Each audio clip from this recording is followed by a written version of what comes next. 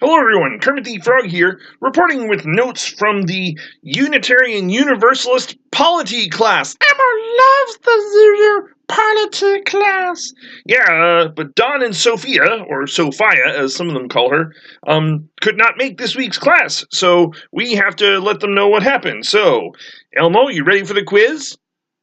Emma has to take a quiz? Yeah, let's see if we can get it. Do you remember who said the following phrase? We are congregations, not corporations. Any fairly regular attendant at one of our churches is virtually a member. Was it the UUA report by the Commission on Appraisal? That's right, and do you remember who they were quoting? Was it Reverend Charles Park, the minister of First Church Boston? That's right, Elmo. Good job. He was a minister for a long time. Unitarian Universalists historically had more stringent requirements for membership, but lately it's been quite low. You sign the book and it's become a casual occurrence. Do UUs want to return to more stringent requirements? Well, I'm not sure about that, but some UUs want to make the joining of a church to be a more thoughtful, conscious decision, based on our topic from last week. Do you remember? Covenant! That's right, covenant. I mean, most of us are not born into this denomination, 90% of them overall, and as it turns out, everyone in our class yesterday. So we join at some point. Do children who grow up Unitarian Universalist stay in the denomination as adults? Actually, many of them do not.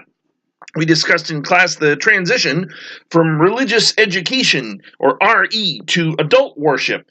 And according to some young UUs, that transition can be jarring. Reverend Mark said that those who are born UU sometimes feel overlooked, since many sermons assume that most people in the audience came from another denomination or from somewhere else. But some young UUs, they do stay and they become adult UUs? Yes, but we're actually the only religion that does not rely on our children to become adult members of our denomination. We teach our children that they have freedom to choose for themselves, and many of them take us up on it and choose to leave.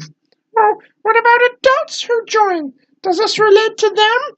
Yeah, I think it sure does. The reading said that conservative denominations who require a higher level of commitment to join have lower attrition rates.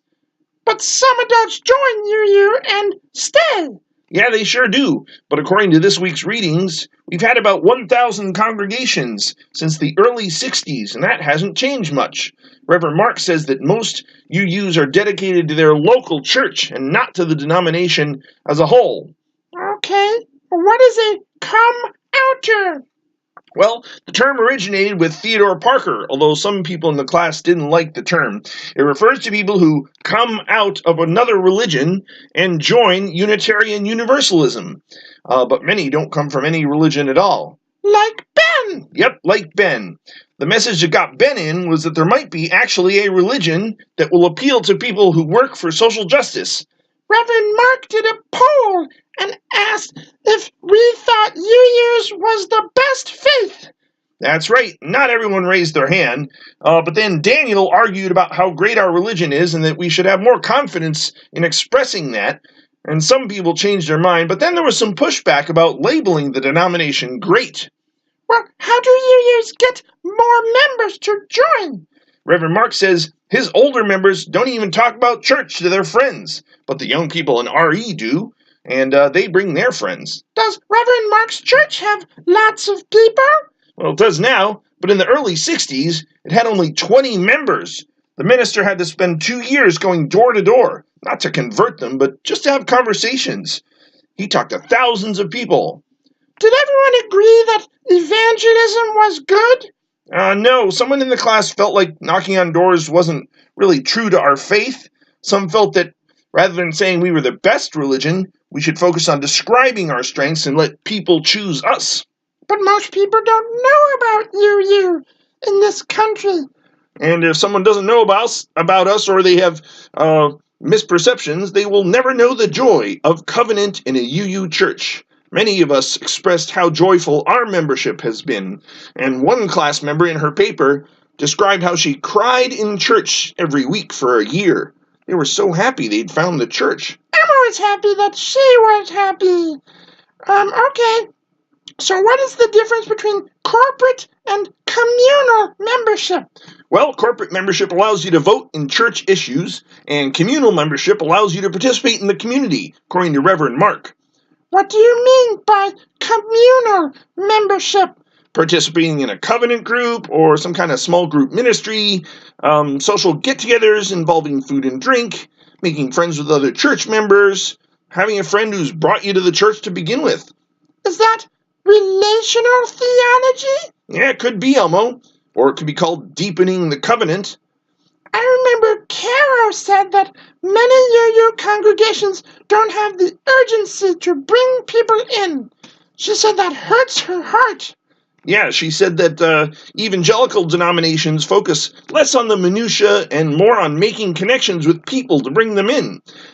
Their doctrine and rituals have clearer boundaries and uniformity than our tradition does, and Reverend Mark says that historically and currently, instant conversion has been a hallmark of evangelical denominations.